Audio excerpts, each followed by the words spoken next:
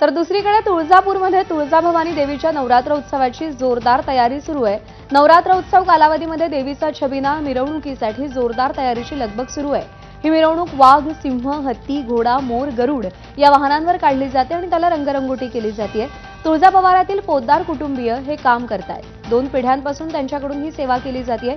दरम्यान तुळजापुरातील या तयारीचा आढावा घेतला आमचे प्रतिनिधी अप्पासाहेब शेळके यांनी।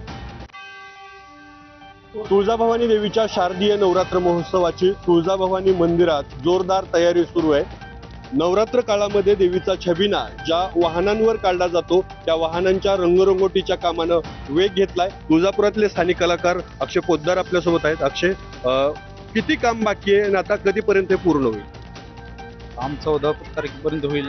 8 दिवस झाले चालू होऊन काम। कुठली वाहनं आहेत देवीच्या छबिन्याची आणि तुम्ही कधीपासून याची रंगरंगोटी हाती घेता? साधारण वडिलांपासून करतो आम्ही।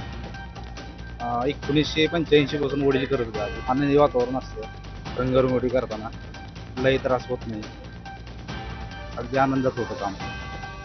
तर हे आहे तुळजापुरातलं पोद्दार कुटुंबीय।